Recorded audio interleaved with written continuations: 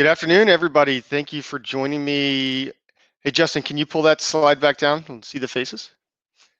Thank you for joining me at Capital Factory in the Virtual Center for Defense Innovation. Today, we've got our monthly Defense Innovation Ask Me Anything, and I'm being joined by Colin Guinn. Colin, could you please intro yourself for our audience? Yes, absolutely. Hey guys, Colin Guinn here. We'll talk more. I don't think you want me to give me my whole background right this second, or do you, Kevin? Just quick intro. Yeah, so been in the drone space for the last 14, 15 years, mainly in product development. I have grown and scaled a couple of companies there, and we now do kind of product to market consulting for drones and autonomous robotics companies. And we are working on putting together the Center for Autonomous Robotics with Capital Factory. So really excited to be here to talk about it. Awesome. And I'm also joined by Matthew Henry from BAE Systems. Matt, can you intro yourself, please? Sure. So I'm a chief scientist with BAE Systems Fast Labs, kind of the R&D sector of the company, focusing on tactical robotics for a variety of applications, including ground operations, undersea applications, and other things also. So. Fantastic. And if I look like I'm frantically clicking around my desktop, it's because my slide window disappeared. Because you're in a heated game of Fortnite right now, and there's only four people left. So you want to wrap that up real quick? I absolutely am. My slide window completely disappeared, and now I don't know where it is. So let me find it real quick.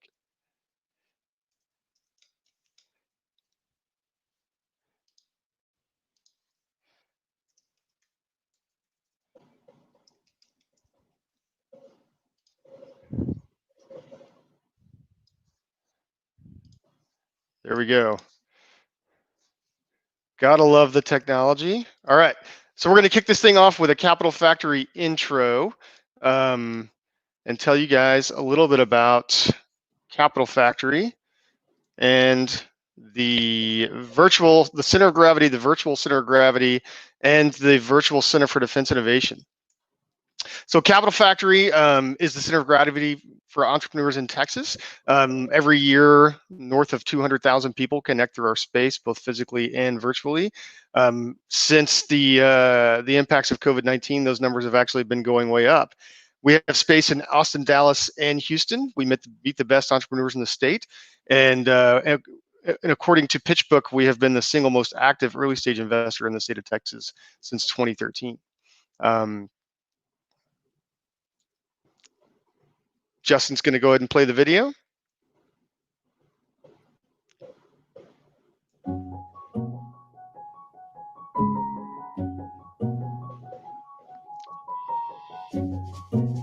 Welcome to Capital Factory.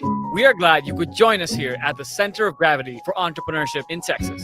We bring together entrepreneurs, developers, and designers across Texas for meetups, classes, co-working, mentorship, events, and our accelerator program. At Capital Factory's core, we're all about people and making lasting connections. We meet the best entrepreneurs in Texas and introduce them to their first investors, employees, mentors, and customers. We hope that you'll join us again and consider becoming a part of our community. For more information on becoming a member, head over to join.capitalfactory.com. Awesome. So what's unique about Capital Factory? Well, lots of things, but one of the things that's super unique about it is the Texas Startup Manifesto. And the Texas Startup Manifesto goes two ways. One, it says we want to touch and get to know every single good startup in the state of Texas. And so we've scaled our accelerator and our program so that we'll be able to handle as many companies as want to connect with us. And the second thing is we turn that around and we connect our companies to everything inside the state of Texas. We do not believe that a Texas-based startup should need to go to Silicon Valley to raise money. In fact, we bring Silicon Valley, New York, Boston, and the rest of the startup ecosystem to Texas. So we have physical space in Dallas, Austin, and Houston, and we have strong connections with Geekdom in San Antonio. So who invests in our companies? Well, here's just a smattering of the venture firms that connect to our companies, to our portfolio through our investor relations network, through our events. and through our accelerator team and our venture team. Most of these firms are in Texas, but some of them, as you can see, Andreessen Horowitz and others are not. So who are our partners? So Capital Factory's core value that we provide to our companies is three things. We connect early stage companies to capital, customers, and talent. These logos that you see here on the chart are a lot of our big customers that we try to connect our companies to. Many of them belong to what we refer to as an innovation council, which is a layer of big corporates across different industries who connect to innovation through Capital Factory and connect to our portfolio through our venture team. So in addition to the space in Austin, which is what you saw in the video, we have 38,000 square feet at the Centrum building in Dallas, which is a fantastic space with an open courtyard in the center. It's right in the Oaklawn district, which is a great place to be. It's got restaurants, coffee shops, tons of stuff going on. The station in Houston, many of y'all probably heard the announcement earlier this year that Capital Factory merged with the station Houston. And whenever the Ion opens up in the spring of 2021, Capital Factory will have the kind of prominent position inside the Ion, and much of our programming will be powering what goes on in the Ion. And all of the programming and staff and companies from Station Houston will be moving to the Ion. So we're very excited about that. We're also really excited about another initiative that we're going to tell you more about today, which is the imminent launch of the Center for Autonomous Robotics, which is a fantastic co-working accelerator development and testing space that's down on Lake Austin, right next to the 360 bridge. So how do we do, or what do we do with all of that space and all of those things? Well, so we have events and we have co-working. Those are the primary two ways that people connect to the space. Those 200,000 people that connect to our space through the events every year are all from backgrounds and industries that are relevant to entrepreneurship and the development of emerging technology. So investors, academia, students from UT, big tech companies like Microsoft and IBM, and defense companies like L3Harris, as well as just hundreds and hundreds of startups and developers from across Austin. We also have, we connect those folks to a network of about 185 mentors that we have that range. Our typical mentor profile is going to be a prior startup founder who's had an exit and now serves as an angel investor and can advise a company on starting up, scaling up, and exiting. But we also have tons of specialists like myself who advise companies on how to connect to defense innovation opportunities and the scale of our accelerator. So we bring in folks through events. Frequently, they stay for co-working. What we really want to do is weed out those startups and get them into our accelerator program, because that's where the real value is and that's where the connections happen. I mentioned the scale of that. 91 companies joined our accelerator program in 2018, 120 in 2019. And we were projecting initially 150 to join in 2020. We're not really sure where that projection is going to fall out based on COVID-19. But you may be wondering, where's that growth coming from? Well, one, more and more companies are being started in Texas every year, and the startup path is accelerating in Texas. But secondly, opening up the Capital Factory space in markets such as Dallas, which we opened up in 2018 and operated fully in 2019, and about a third of those 120 startups that we onboarded in 2019 came from Dallas. And so that tells us there's a ton of demand and a ton of market potential to connect startups to services like what we provide in the cities if we can just connect them. And so we're really excited about virtual opportunities to help us do that better. So what are the types of events that we do? So this is an event that was called a Hack of the Drones. It occurred in September of 2018, shortly after Army Futures Command activated at Capital Factory. And it was run by an organization known as MD5, which is now known as the National Security Innovation Network, as a way to find an emerging drone technology for some active military programs. We also do a ton of 100K challenges. We're doing a 100K challenge in conjunction with an event that we have in July. So 100K challenges, we put a problem out there on the street. Companies will submit an application that describes their company and their technology. We will showcase those companies, or some of those companies, at a big technology and entrepreneurship themed event. We write a $100,000 investment check to the winner. That company, or actually all of those companies that participate in that get tons of exposure. And we're doing one in July around human performance. And the investment thesis for this challenge is hardware and software solutions that enable human physical and cognitive performance. Very excited about that. Another thing about Capital Factory that I absolutely love is not only do we talk diversity, we pledge diversity, we hire diversity, and we try to maintain a diverse perspective in everything that we do, from events to our portfolio and our staff. So lots of accelerators and co-working spaces have events, co-working, different things like that happen. But one of the things that's really special about Capital Factory is our VIP. So President Barack Obama visited Capital Factory in 2013. The CEO of Apple, Tim Cook, was in the space, had some really nice things to say. Satya Nadella of Microsoft. Alexis Ohanian, founder of Reddit.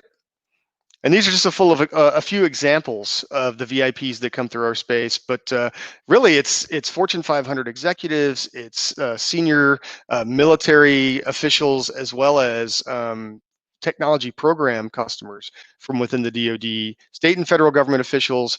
We had a great internal webinar with Senator John Cornyn a few weeks ago with a handful of our companies that were working on some COVID technologies. Senator Cornyn actually tweeted about one of those companies immediately after that meeting, which ended up getting the company some pretty interesting exposure. But our portfolio companies get to demo to these VIPs, and that's one of the big values of connecting to Capital Factory. So in addition to the big corporate partners and the investors, we also work with other accelerators, and frequently our members come from these other accelerators. And these are accelerator programs or big companies who have started accelerator-like programs internally that we have used our programming and our playbook to help launch. So in 2016, Capital Factory took a little bit of a turn when then Secretary of Defense Ash Carter showed up and established one of the first 3 cells of the Defense Innovation Unit at Capital Factory. At the time, it was called Defense Innovation Unit Experimental. Now it's just called Defense Innovation Unit. The logo looks the same. But they chose to put that first one-person DIUX cell in Austin, Texas, in the Capital Factory because of exactly what I described for you. The massive people coming through, the nexus of investment capital and big customers, the number of startups that we were able to connect to, and the fact that through our building, they were able to connect to a huge market such as Texas. Shortly thereafter, AFWorks, the innovation arm of the United States Air Force, showed up, and they opened their space in 2018. The decision to open the AFWorks space came closely in conjunction with a visit from from Lieutenant General Steve Quast, who was then the commander of the Air Education Training Command. And we showed him a technology from a company called Sensei that had a human-machine interface that allowed you to look at the muscles in the eye, muscle fibers in the eye, and determine cognitive activity. And from that idea came the program Pilot Training Next, which is effectively using artificial reality, biometric analysis, and data to train pilots faster. And what you're looking at is an example of one of the simulators that they built that actually sits on the first floor of Capital Factory in Austin, Texas. The Texas Military Department has an innovation cell called TMDX. It's the Texas Military Department Innovation Task Force. Probably a lot of people don't realize that the Texas Military Department is one of the most innovative organizations within the DoD. Their specific mission within Capital Factory is to find Texas companies and help Texas companies connect with those innovation programs that can get them non-dilutive capital, such as the AFWorks Open Topic SBIR program. And they've had tremendous success connecting companies that they've worked with to that program, many of whom have won phase 2s, some of whom have won strategic phase 2s through the new StratFi program that can go up to $15 million in non-dilutive capital. So the big thing that put the spotlight on our building from a military and defense perspective was Army Futures Command, which officially announced in July of 2018, but they opened the space, the Center for Defense Innovation, on the 8th floor of Capital Factory and the Army Applications Lab in February of 2019. And we kind of consider that to be day one of the Center for Defense Innovation at Capital Factory. So what happened in year one? Well, without even really understanding, without even really having a whole lot of structure to create this opportunity, we had 31 companies that won $63 million in awards from a range of different DoD innovation programs. And we launched a pilot small business innovation research accelerator focused specifically on phase one awardees within the AFWERX SBIR open topic that's actually concluding right now and has been super successful. So we're really happy about year one. So obviously year two of the Center for Defense Innovation is going to look a little bit different. What you're seeing in this image on the left would be a typical event in Voltron, our main event space in Austin. On the right is an event that we produced the second week of April for AFWERX that was supposed to be a live event. It was going to be a collider for SBIR Phase 1 awardees from the 20.1 cycle, as well as a StratFi showcase and pitch bowl. And within a week, we turned that event into a fully virtual event after the mayor of Austin declared a city emergency, effectively ending big events at that time and also canceling South by. So we're taking virtual to the next level with our new Virtual First initiative, and we're having the event that's going to take the place, that's going to produce the experience that would have happened at South by, fully virtually, July 14th to 16th. And so if you can go to fedsupernova.com, and it'll connect you with information about that event. And with that, I believe I have talked long enough, and so I'm going to pass it off to Colin, and I would like for you to please tell us a little bit about the Center for Autonomous Robotics. Sure, Kevin, and do you want me to give you a little bit of background on myself? At what point in the show was that supposed to happen, or do you want me to just go right into the center, or what's best for you? Yeah, go ahead. Okay, cool. So I'll just try to keep it as brief as possible so that we can get into the center and get into questions and get to the stuff that people want to hear about. But as briefly as possible, I've been in the drone space for 14, 15 years now. Originally started by just kind of building my own helicopters and kind of Frankensteining cameras onto them to be used for land surveying or content creation. And somewhere along the way, maybe 2010, 2011, we were trying to develop a more stabilized gimbal system. That's how I ended up, ultimately I ended up hiring DJI as a contract engineering firm. They were like a 13-person company in China that was making an autopilot that we were using for our remote control helicopters. And, long story short, that led to us deciding to bring this to market together. So I was the CEO and founder of DJI North America and the chief innovation officer for the global company. So I kind of oversaw product direction, product development, product definition, and kind of product market fit. And so we released the first ever stabilized camera system called the Zen Muse gimbal. And after that, we kind of just tried to reduce barriers to entry, ultimately creating the Phantom, which was meant to be kind of a trainer drone for people to figure out how to fly a camera around in the sky before they bought our more expensive systems.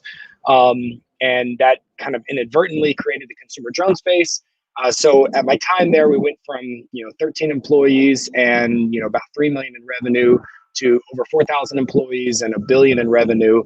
So that kind of 4 or 5 years there was a really exciting time, and I got to learn a lot about what works, what doesn't work, mistakes that were made, how how differently products are developed, or really I saw how products are developed there. And then after that, I developed a couple of other products here in Austin, Texas, and in the US. Then I became the chief revenue officer and developed a new drone called the Solo drone with 3D Robotics. I partnered with Chris Anderson on that. And we grew 3D Robotics from 4 or 5 million in revenue to 100 million in revenue in about 18 months, and learned a whole bunch there about developing products here and using contract engineers and contract manufacturers and competing on the shelves of big box retail with vertically integrated Chinese companies that were on the 14th iteration of their drone. And so we learned a lot of lessons. And then we developed some software products there, namely SiteScan. We partnered with Autodesk and Sony to integrate Sony sensor into the drone.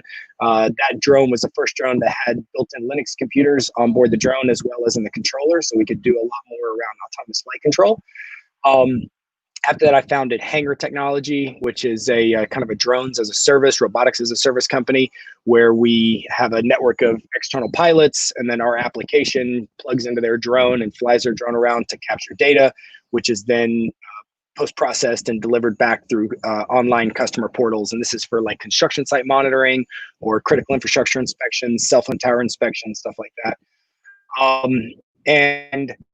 Let's see. So after that, I guess we started Guinn Partners a few years ago. And so for the last few years, we've been helping a number of startups in the robotics, autonomous robotics and drone space to basically validate product market fit. So our organization now is kind of half on the engineering and product side. So we really, hone in on what is the problem that's really being solved by this technology. Usually there's some cool new technology or invention or innovation that needs to be wrapped in a certain way and kind of served up to the market in a certain way to provide value to a given market segment. And so we do a lot of work first on kind of user experience design and workflow validation, and making sure that this is actually providing the value that people think that it is. And then we go to market with them and help them to create their content, their written, verbal, video content, websites. We'll help them find their first few lighthouse customers. Oftentimes we'll help them secure funding in programs like the SRR program with DIU or different SBIRs. And we'll help them with their with the development of the product, also launching it onto the market. And eventually what we're trying to do with our clients is to get them to the necessary kind of level of product market fit validation so that they have revenue that is organically occurring for the company, such that they're able to raise their next big round or become cash flow positive, and eventually hire an internal team of people that are doing the things that we've been doing to help their technical founding teams grow the company. And so we've worked with over 100 companies in the last few years. And so that's a big part of why we wanted to create this Center for Autonomous Robotics, was because we had seen how these companies are developing their products and some of the areas where there was deficiencies and some of the differences between how they were being developed in the US and China, and trying to find some kind of happy medium so that we could help companies here get their products developed faster and be more effective at launching their products. So that is my background. And then that kind of, I think, tees up why we wanted to create the Center for Autonomous Robotics. And so, yeah, Kevin, do you want me to kind of jump right into Center for Autonomous Robotics and what we're trying to do there? Yeah, absolutely. Why don't we show the video, and Perfect. Then you can talk a little bit about what we want to accomplish with the CAR, and then we can let me and Matt ask you some questions, and then we can let the audience ask you some questions. Okay, perfect. Thank you.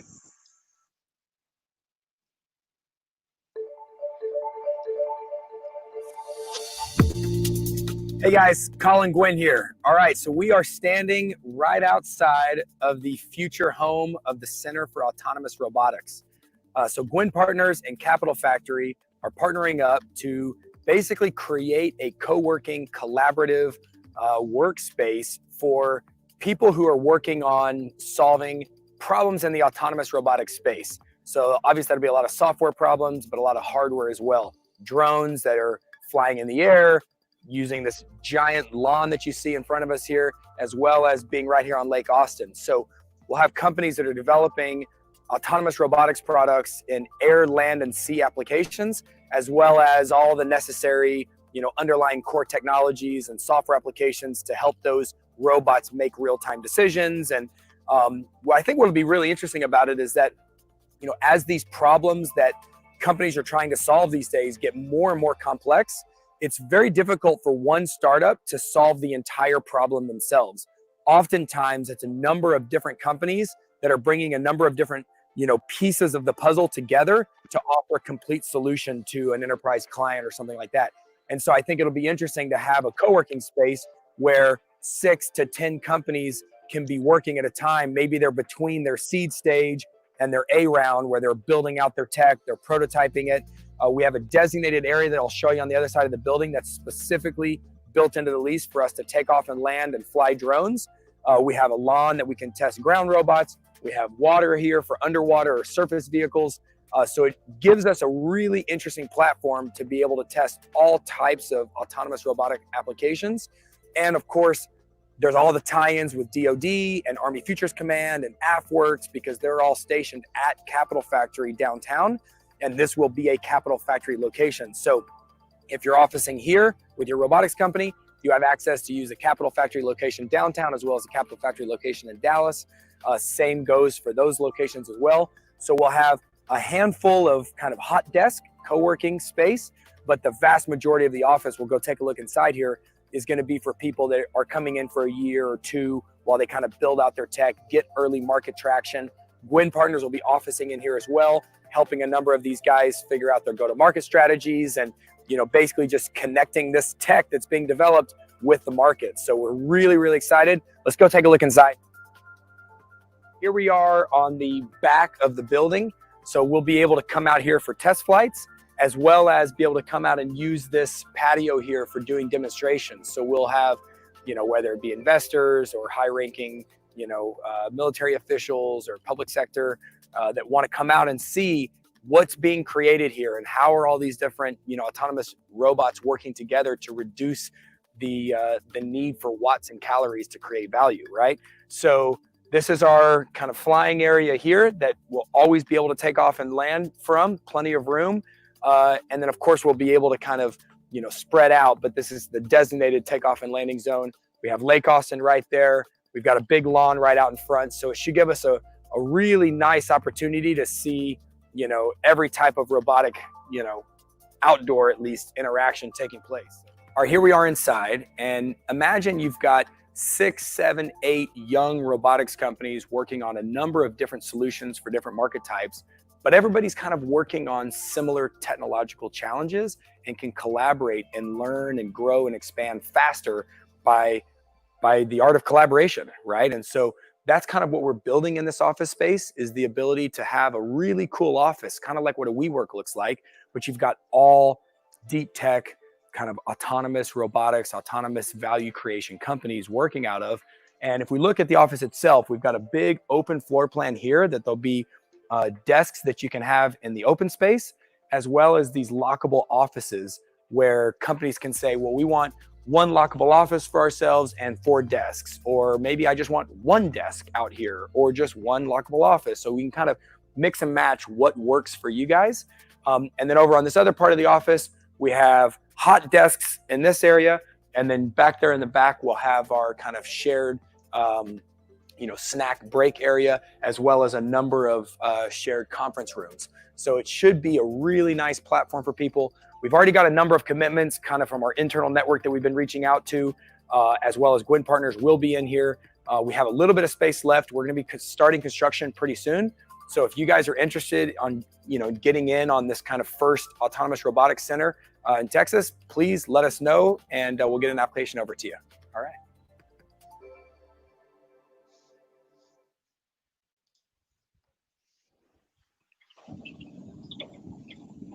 Okay, yeah. So what he said. That was fantastic. I'll just follow that up and say that really what we're trying to bring to the Center for Autonomous Robotics and to Austin is the ability, you know, is really focusing on the collaboration.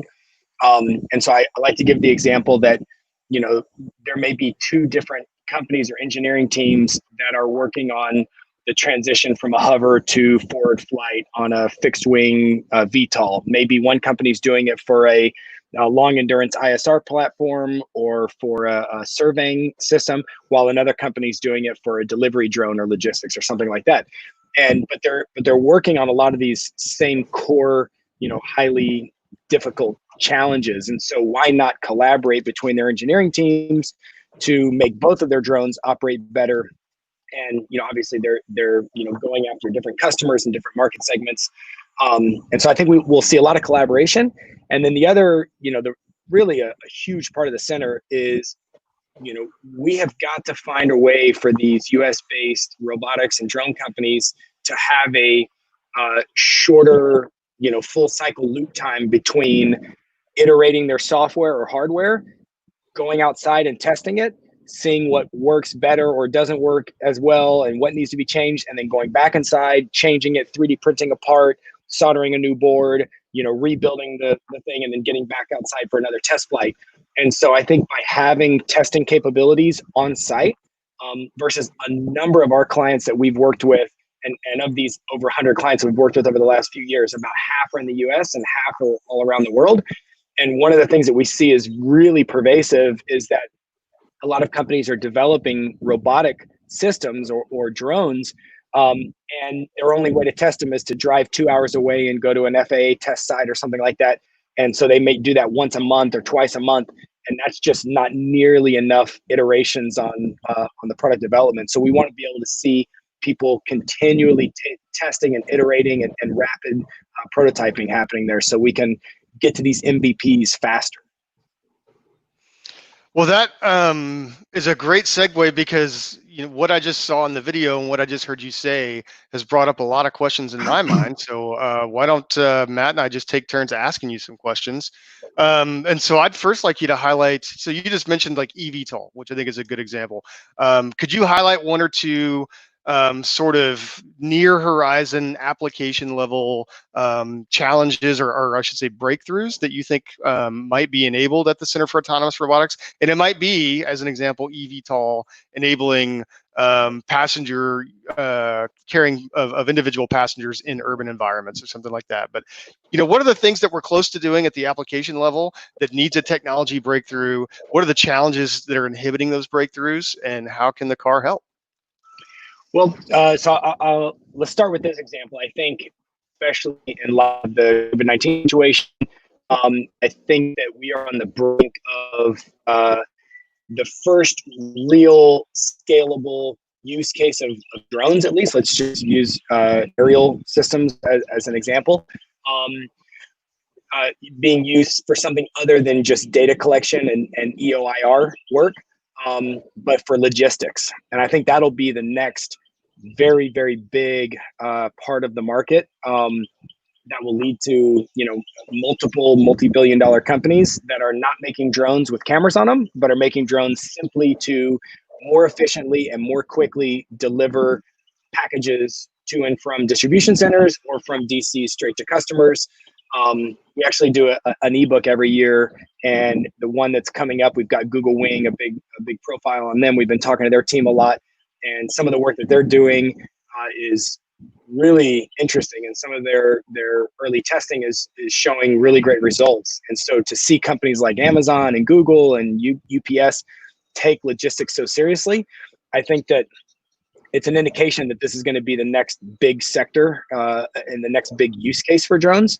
And then I think the COVID-19 situation is going to accelerate the regulatory environment so that we don't end up in a similar situation to this a year from now or 3 years from now, and be in a situation where we're not utilizing drones to deliver critical supplies or medication or masks or whatever.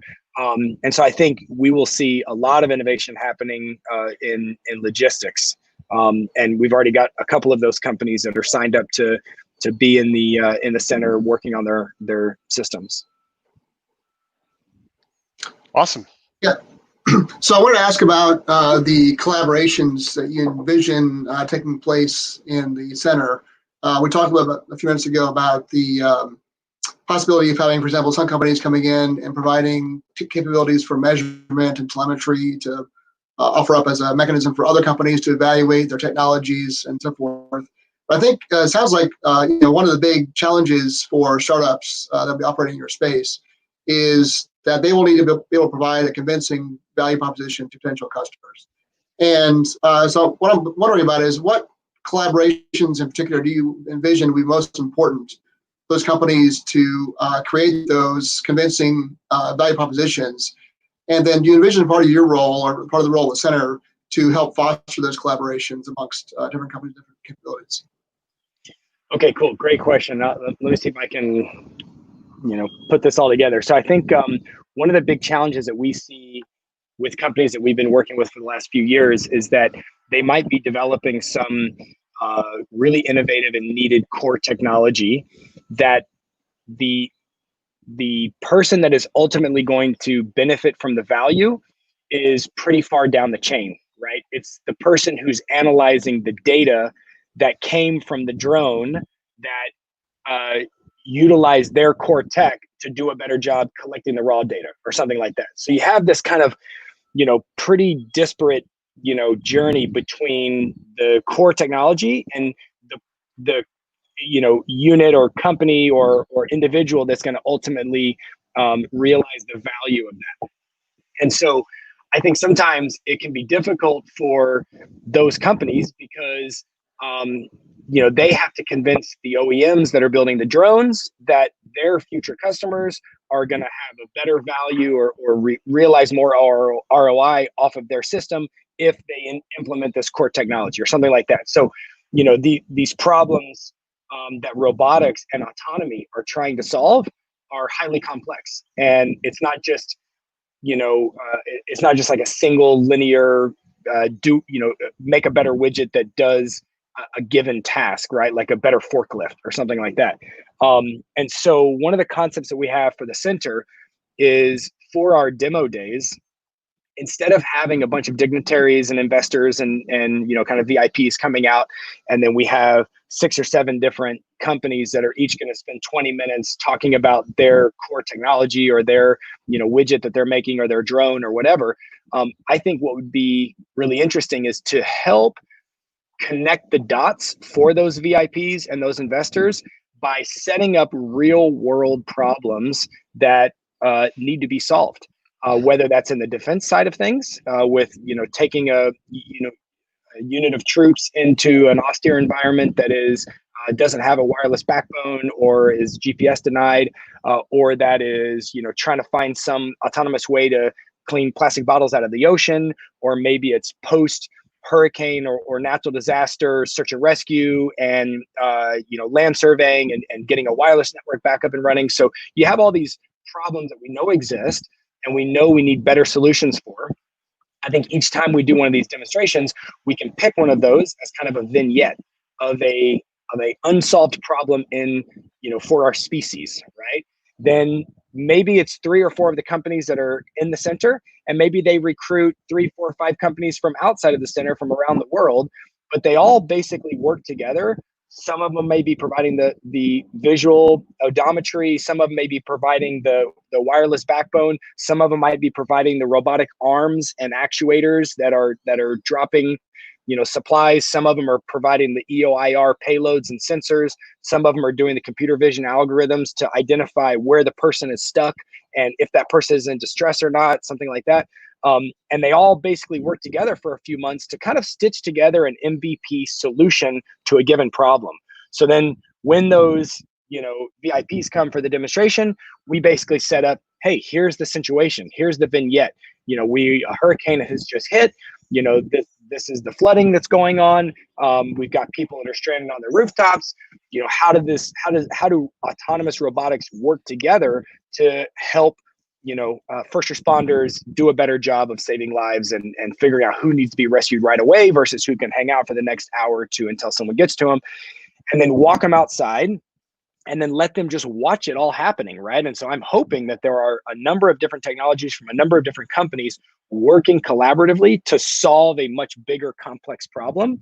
And hopefully we're able to kind of stitch together these MVPs that have yet to ever be seen, right? And so we want these VIPs to see this and say, wow, how are you guys doing this? How are you doing your beyond visual line of sight network? Oh, well, that's this network company that's working on a mesh network that can be combined and use a combination of low bandwidth, high range and lower range, high bandwidth network to provide the backbone to connect all these robots together. And this company over here provide the computer vision algorithms to identify the victims. And then this company here built the drone that flies the system and picks up the supplies and drops it to the people that are stuck on their roof, and basically see a stitched together kind of prototype example of how these different companies' technologies could be used to provide value in the real world.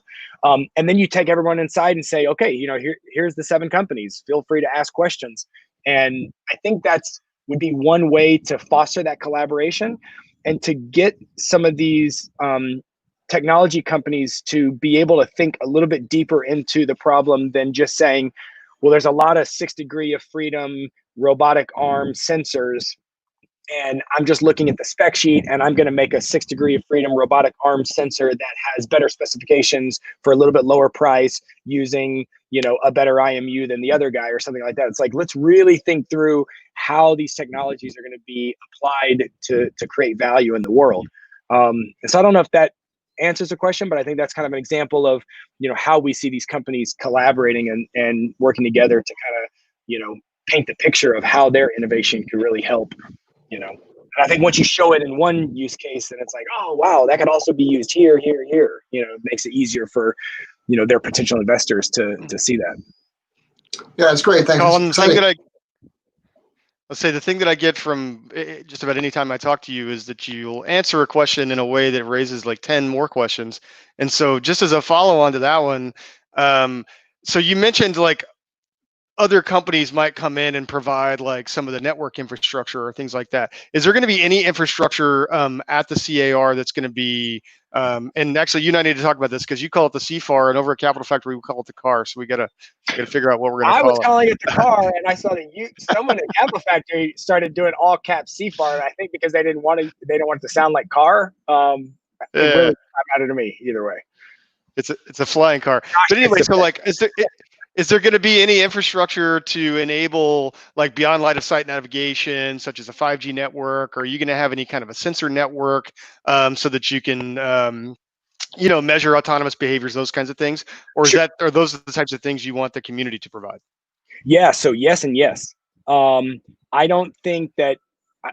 I think it would be like it wouldn't make a whole lot of sense for the center to say, okay, here's your wireless backbone. Like, let's attract a company. Let's attract someone like Darren, right, to come in who helped build the 5G network in Austin for Verizon.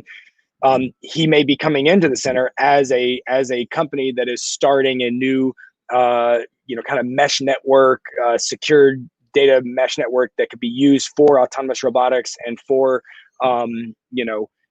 creating networks quickly in austere environments. And so our hope is that we can partner with somebody who would be a tenant of the space and who would be helping to bring that technology. And maybe we would, stitch together, a maybe 3 or 4 miles up Lake Austin, kind of a bootlegged network, so to say, but, just talking to individuals that we know and basically being able to put nodes on their decks or something like that. And so that we could show with visual observers and spotters, but we could be able to show, okay, look, this is how this network can work to bring back 4K video feeds back into the main central hub. And I think that would be a core part of the demonstration. And we'd be able to say like, oh yeah, and all of that, beyond visual line of sight network was being provided by, Darren and his company or whoever that might be that comes in and wants to collaborate with a bunch of other robot companies that probably need a wireless backbone to utilize. And so I don't think we will be putting in any kinds of, sensors or telemetry other than just saying, hey, here's the space. Let's make it more valuable with sensors and telemetry and wireless networks and things like that, because all the companies that are making those core enabling technologies need a place to test them, need potential OEM partners who are our other tenants of the space that are building the robots that are leveraging this technology. So we should be attracting those companies to come in and set up their networks and set up their sensors and set up their telemetry systems to be able to test and show efficacy to investors and customers and partners. Well, and you've said Darren's name 3 times, and it looks like he's on the line listening because he's in the YouTube chat. Matt, over to you. Yeah, fantastic. So do you envision the space also being open to university research groups setting up shop there, or is that something that's or how would you envision the collaborations materializing between the startups and the local sort of non-commercial research entities? And an example of that would be like Pickle Research Campus or? Yeah, sure. Like UT, A&M, of course, the government has a number of facilities there also. Sure. So I think, again, we want to be able to reduce the friction in the lines of communication and collaboration between these entities, between the small startups and the large research institutions. So we have a partnership right now with Pickle Research Campus at the Center for Electromechanics, which is actually where Guinn Partners is officing until the Center for Autonomous Robotics is open. And so we want to create partnerships between PRC and Center for Autonomous Robotics, such that anyone who needs help with more complex power systems or the ability to prototype larger systems that maybe they're not going to do in our lab at Center for Autonomous Robotics, which will have great 3D printers and soldering stations and workstations, but maybe they need to build something much bigger. Then they could basically utilize CEM and Pickle Research Campus to prototype and build some of those systems. So I think some of those collaborations will be happening. Also, we are attracting some larger research companies like General Dynamics, like Bell Helicopters, like ARM and NXP. And, there's a lot of these companies that are talking about coming into the center, not just as sponsors of the center, but also as tenants that are working on robotic applications and robotic systems that they want a place to be able to quickly, rapidly prototype, test, iterate. And so, some of the companies that we have coming in as tenants are not just small startups. They are maybe a smaller division of a much larger company working on some new cutting edge technology that still needs a lot of iteration. And so I think that will foster natural collaboration between those larger organizations and some of the smaller startups. And so I can foresee there being a lot of kind of 51, 49% split, primary sub SBIR, with getting one of these smaller new companies to be the primary and be assisted and helped by one of the larger companies. And, so hopefully, some of that stuff will happen naturally, but, the indications point to we're getting the right types of companies signing up to be part of the space, that should definitely be happening. So, Colin, that answer, I think, really highlights the reason why this is a great partnership for Guinn Partners and Capital Factory. With your background in the industry, understanding the technologies, the ability to attract and advise technology-specific companies, and our ability to connect things, that are going to be absolutely relevant and enabling. And two examples of that, the university side, in addition to your relationship with Pickle. I've been speaking with a gentleman out of University of Texas, Seth Wilk, who manages the research partnership between the University of Texas and Austin and AFC. As you know, University of Texas at Austin has just launched, I'm not sure if they actually did or not. It was scheduled to be a week or two ago, a big robotics center at the Anahis gym there on the UT Austin campus that, would be an awesome relevant partner. But then Matt's sitting here because, BAE Systems has been talking to us about, engaging the Center for Autonomous Robotics as a partner. And so it's one of the reasons why we wanted to bring Matt on today and let him ask you some questions, some really hard ones, I hope. But I really think that's the side that Capital Factory is going to bring to this equation, knowing that you are, in terms of, Texas and possibly, North America, one of the preeminent individuals to bring the drone and autonomy side to an endeavor like this. There's been a lot of activity in the chat that aligns with one of the questions that I wanted to ask you. Now, you mentioned earlier about, some differences between the way, Chinese companies, which, are kind of, have the lion's share of market in drone technologies, and U.S. companies. So that raises an issue where the Department of Defense, has identified drone technologies as a focal point where they want to foster domestic research and development as well as supply chains within the U.S. So the drone engines, for example, are not all coming from one or two companies in China. And in fact, the very first Trusted Capital Marketplace event that they had, which I believe was last August, was focused on connecting domestic drone manufacturers, producers, and inventors with domestic trusted capital so that they could, foster those connections.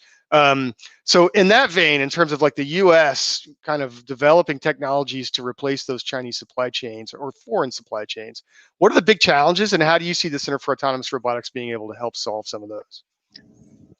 Cool. So I'm going to kind of break that up into two kind of different answers, two different questions. One of which is, what have I seen as the differences between how Chinese companies that I have worked with, a number of them, innovate and develop products versus how I've seen us do it here in the US or even in other, in Germany and places like that. And then I'll answer kind of the DoD's motivation to help foster that innovation and that capacity and capability among US companies, and how I think the Center for Autonomous Robotics can help with that. Cool. So great. So the first part is, what I noticed is in China at DJI, and then at Unique and at Autel and a number of Chinese drone companies, it seems like and even some robotics companies that we got to witness, it seems like their style of developing product is to basically just as fast as humanly possible stitch together something that kind of works, right? And it might have a bunch of bubble gum and duct tape and a whole lot of zip ties, and it just looks like this Frankenstein-y thing, and they're like, just see if it flies, right? And just see if it can kind of stabilize the imager somewhat. Oh, okay, it kind of works. All right, well, let's make another iteration or revision of it really quickly. And I think we could see the biggest benefit by taking off those 2 zip ties and replacing it with 2 standoffs and some screws or a little CNC part. But there's still going to be a lot of other bubble gum and duct tape and zip ties. And by, each revision starts looking a little bit more like a finished product. And by prototype number 17, they just say, you know what, we could probably just put that thing in a box and start selling it. And they don't actually stop innovating or iterating the product, even though they've started to sell it. And so, back when we were, when I was with DJI, we launched the Phantom 1. Then it was the Phantom 1.1, 1.2, 1.3, 1.4, which no one ever knew. The box all looked the same, but there was pretty significant changes happening over the course of that year, both, internally and externally.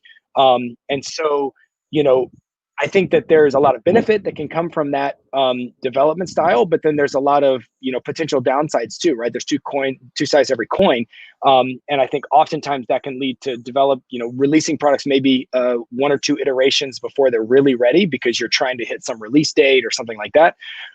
But it can allow for very, very rapid innovation and rapid product development. I think in the US, what I've seen is that oftentimes we want to really think through the problem intellectually. We want to model it all out. We want to do full FEA. We want to do, full analysis of every bolt and component and standoff. And we virtually build this system before we ever, go stitch together something in flight. We want the very first prototype to basically be perfect. And I think that there can be some, really great pros and cons to that as well. You don't engineer yourself into a hole as often because you're seeing things through from a kind of a multi-angle design approach from the beginning. But oftentimes that can lead to a longer product development timeline because it's very easy to let perfect get in the way of good enough. And so I think that a kind of a marriage between the two is what we try to encourage with the companies that we have helped develop their products, which is let's find the balance between the two structures. And I think that the Center for Autonomous Robotics, what we're trying to do to help that is to allow for rapid testing, rapid iteration, rapid prototyping, so that it's not all just being done virtually. It's not all just being done on a computer, that there's people building things with their hands, going outside, using it, seeing how it works in the elements, seeing what happens when a big gust of wind hits it. You just can't model all that stuff out, seeing what is the real world link quality and range when this thing goes behind a big group of trees or beyond visual line of sight around a building. What does that real world performance look like? So that's how I think the Center for Autonomous Robotics will help in kind of striking that balance. And then on the DoD side of things, where the DoD has decided, hey, we want U.S. companies to have the capacity and the capability down the road to be engineering and innovating and inventing some of these core autonomous robotic flying, sea-based, land-based, et cetera. And we want to have some of this capability. And so in the drone space specifically, where you had such a runaway success with DJI, and you really have such a 8,000-pound gorilla in the room that just completely owns the hardware space for drones currently. And quite frankly, their products are just really, really good. It would be like a US-based startup saying, hey, we're going to come in and we're going to make a better smartphone than the Apple iPhone 11 Pro on our first attempt. And that's just an unrealistic expectation, because DJI has made, 50 iterations of their drones, and they've learned so much along the way. And there's very little bubble gum and duct tape and zip ties left, right? It's all integrated circuits. There's very few wires, and those products are now, molded magnesium and, all trace. They're very, very high end, very high quality manufacturing.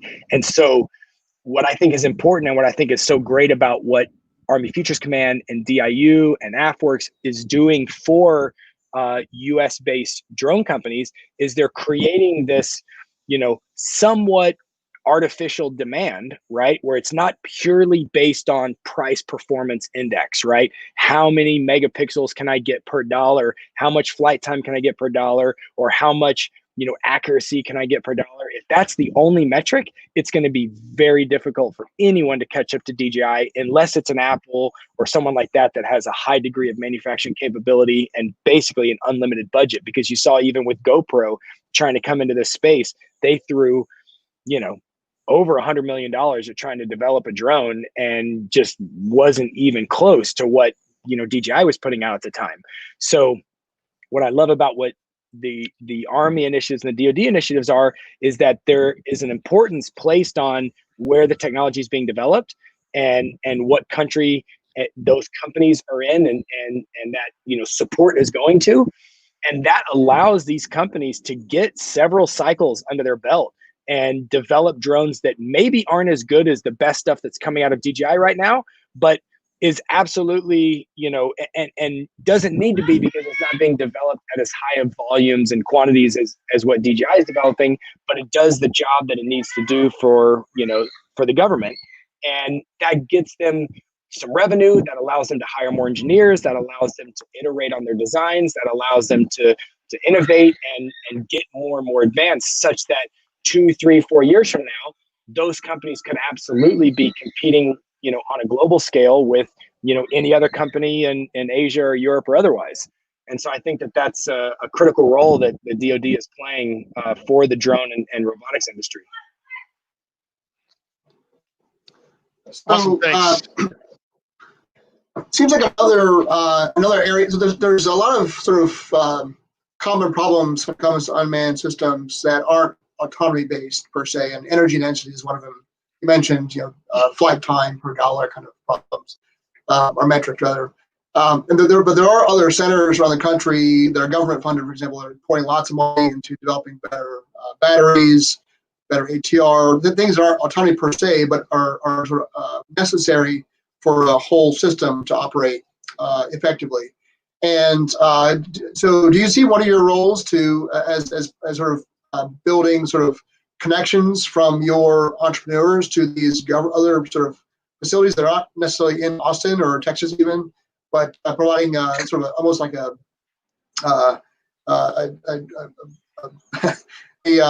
group kind of approach to these other research facilities that can provide those kinds of insights and technologies? Yeah, so I think that maybe it would be disingenuous of me to say that, like, I have plans to do that, or I know how to do that, because I don't necessarily know all of these other institutions and what they're developing. I know of some of them, and I know the importance of, developing things like better battery systems and things like that. And I guess what I would say is that my hope is that once we get, a core group of incredible companies developing incredible technologies and being able to test and iterate at this center, that, we'll be kind of broadcasting a lot of that work out there in the form of some of these demonstrations and summits that we're hosting, where we have these big challenges, and we have a number of companies coming together, to solve some of these complex problems.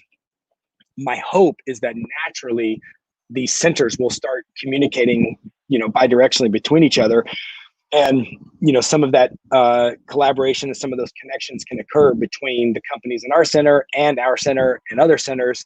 And so, I would say I hope that happens. I think that will happen. At the same time,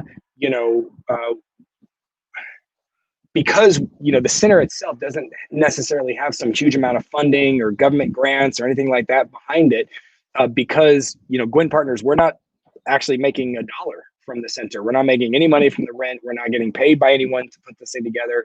We are going to office there, and I think it's going to be a really valuable thing for our clients to have access to.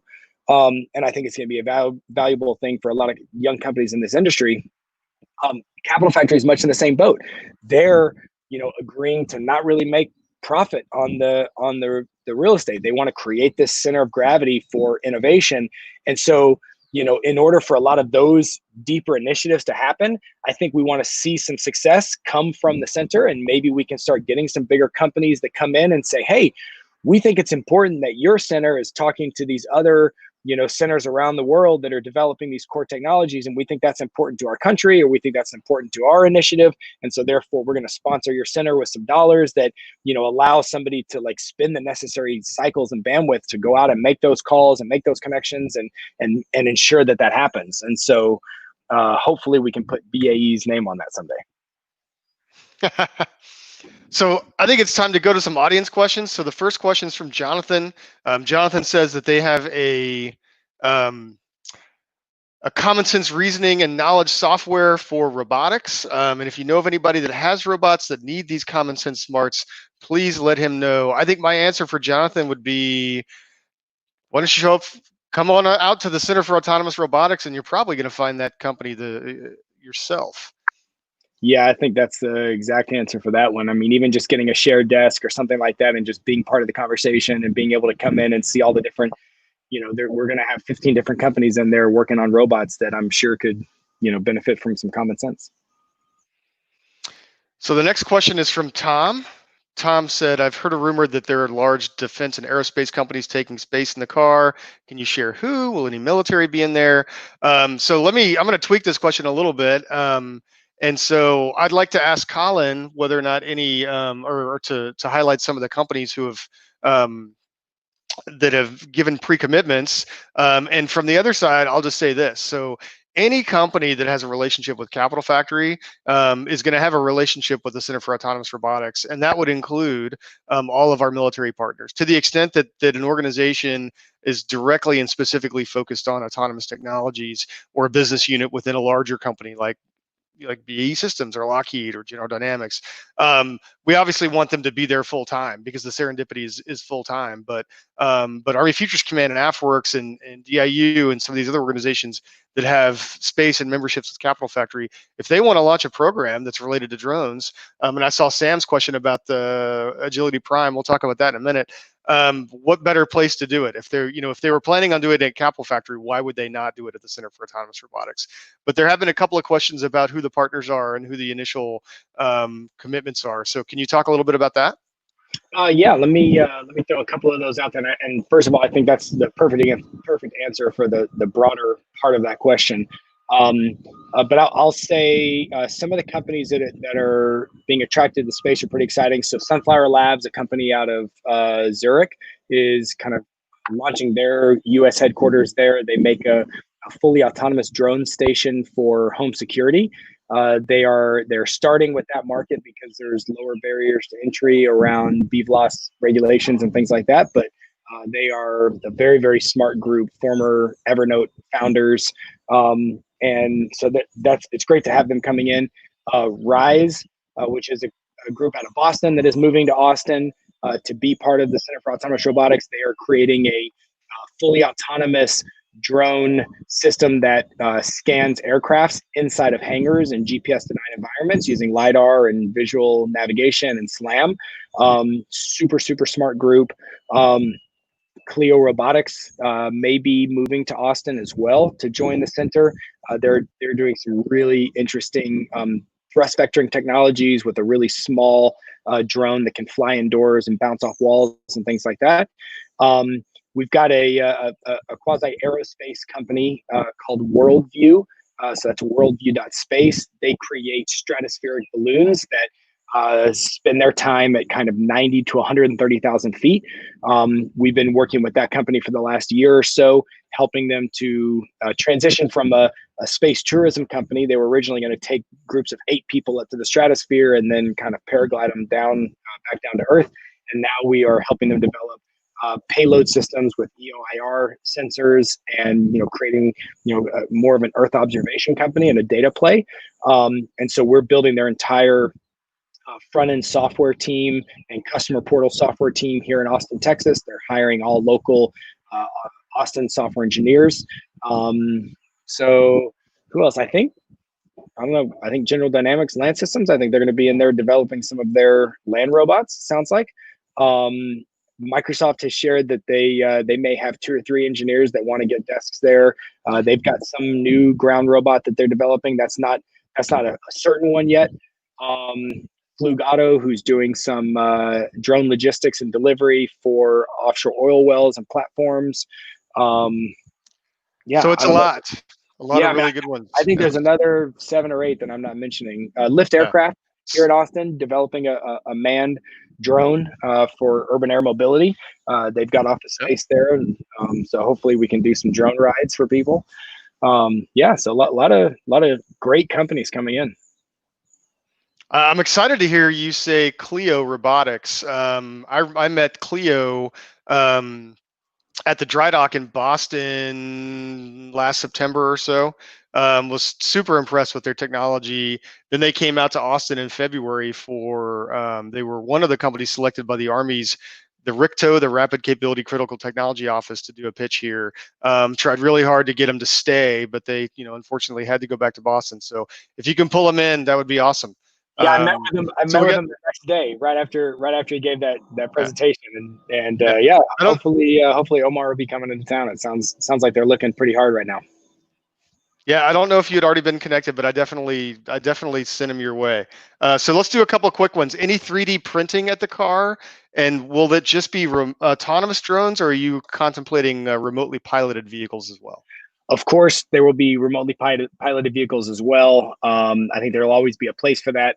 And so, yes, definitely. And yes, there will be 3D printers. I'm not sure if we'll have SLS on site or not, but yeah, we'll have a number of, at least 4 or 5 3D printers, CNC routers, soldering stations. We're kind of actually communicating now the reason that we want people to, put down a fully refundable deposit on a desk or an office or whatever, is that we want to kind of have an idea of what that initial set of tenants look like, so that we can communicate with those tenants and find out, hey, what tools do you need? What prototyping equipment do you need for your particular application, so that we can make sure that we build out the lab and the workspace in a way that makes sense, that we're not buying tools that people aren't using, but that we're getting the tools that people do use. And so 3D printers will for sure be part of that, and we'll take our 3D printers from Guinn Partners will be there as well. So cool.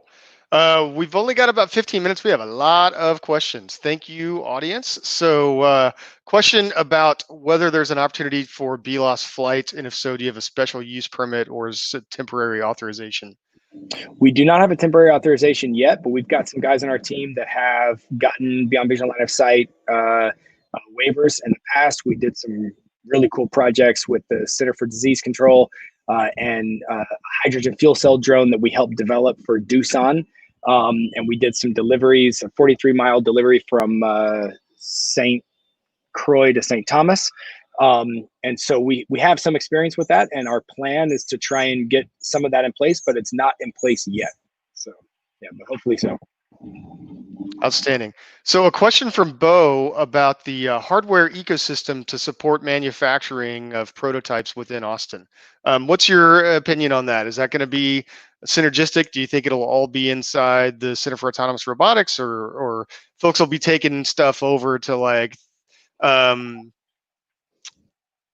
Nanomics or something like that, some partner companies, and building out some stuff?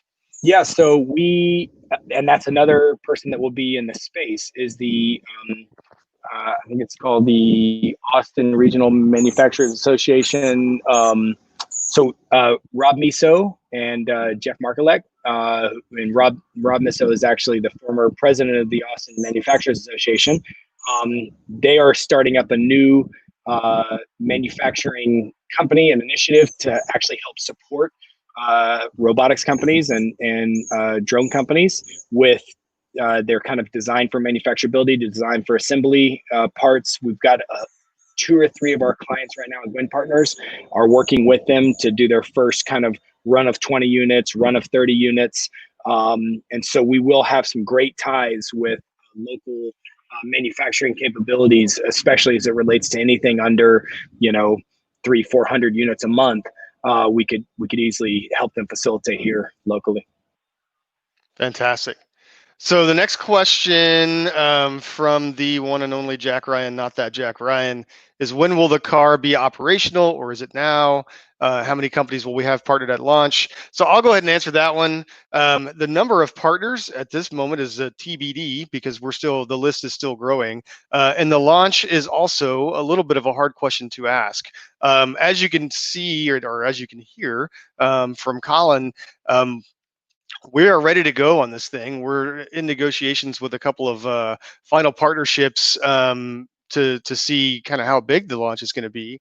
But unfortunately, when we were getting ready to sign the lease and go forward on this, was the last weeks of February and first weeks of March, and then everybody's physical space shut down and things changed. And so at this point, when we can't physically occupy the space, and the companies that we would partner with are not allowing their employees to physically occupy space, we can't have a start date for when we're going to start to move forward on the space. So that's still tentative. We believe that it's going to be, really very soon, within the next, weeks to 1 or 2 months at most, when we start working on the launch, and then the opening will be 2 to 3 months after that. So we're shooting for fall. We're very much hoping that that's going to be the case.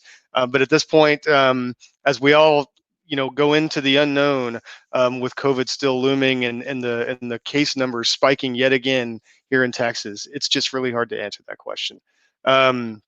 So a question from Sam Reen: how or will the effort at the Center for Autonomous Robotics tie into the Air Force's Agility Prime competition, or will it? So it's not, but at the same time, once we have this place built, there will be no better place for programs like that to have those types of events, which ended up being virtual.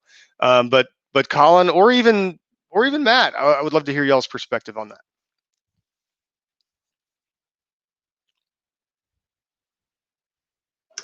So, yeah, I'm not familiar with the Air Agility initiative, but I would imagine that in terms of preparing technology for those kinds of challenge problem type programs, that the center you're developing would be a suitable place to do that. I mean, it's a good analog. There's a center at the Navy Research Laboratory that's similar, provides a space for technology, which is all Navy researchers. It's a little bit different in terms of the clientele, but similar. They develop technologies for challenging problems like that. And so I would imagine that both from a collaboration point of view, as well as from a space and facilities and sort of permits point of view, would be very suitable for that kind of preparation.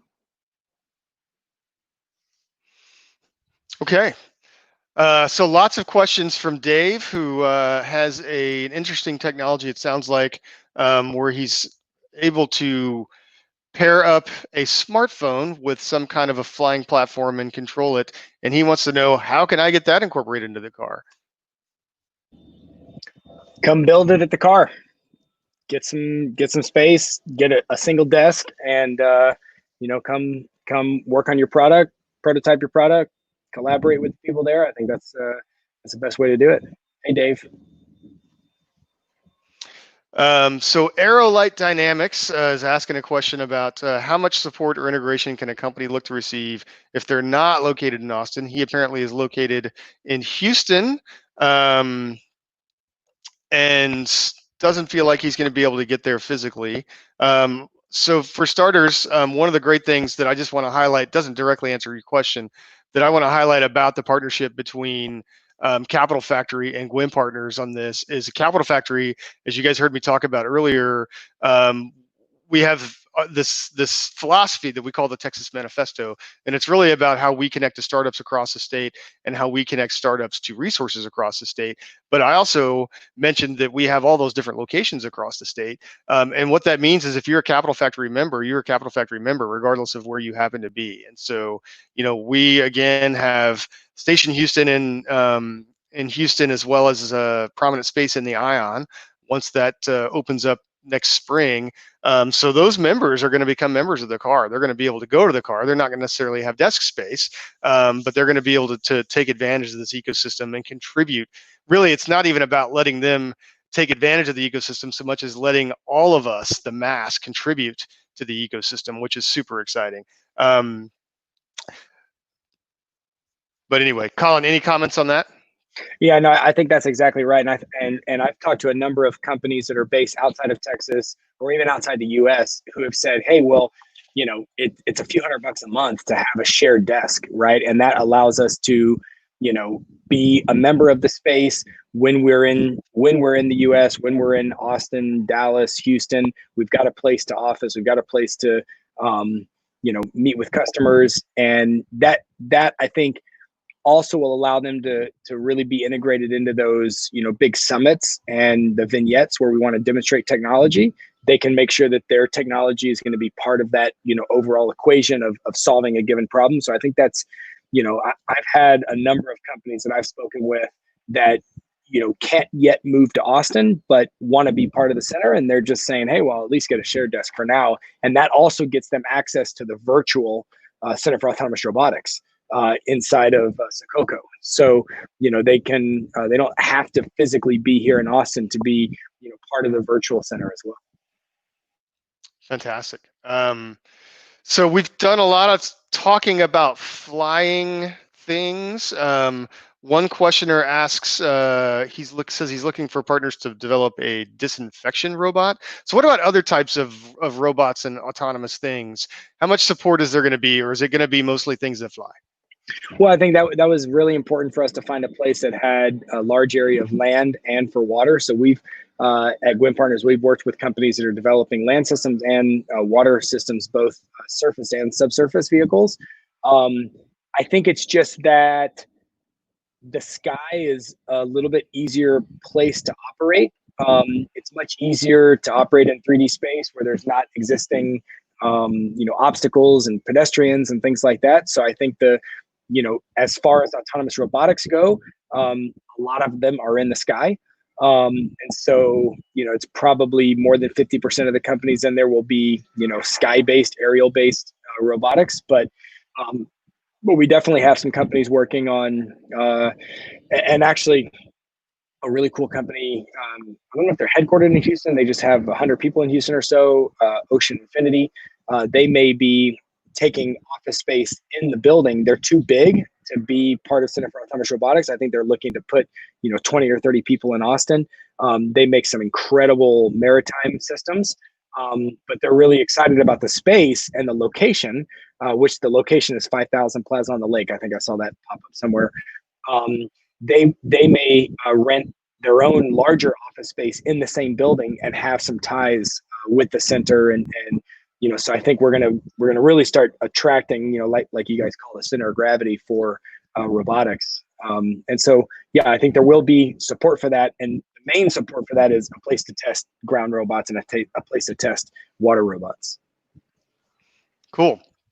So I want to ask Matt a question, and a couple of other people do as well. So one of the things that we've been talking about throughout this as a theme is, partnering, small companies partnering with each other, companies that have complementary technologies that need to be integrated into a system. You take a company like BAE Systems or other really, really big and well-equipped defense systems integrators and OEMs.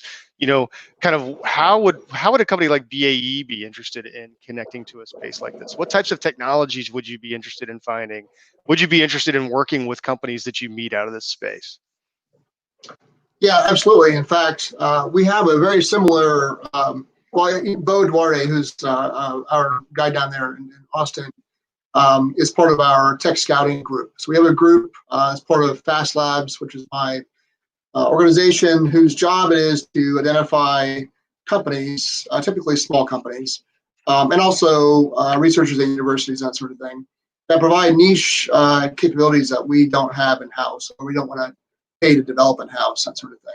And then they try to establish partnerships with those small companies and other parts of the company that need those companies' technologies. And those companies can be identified at various stages of maturity. So there's a significant activity geared towards identifying companies for partnerships like that. There's a number of ways in which we practically engage with companies.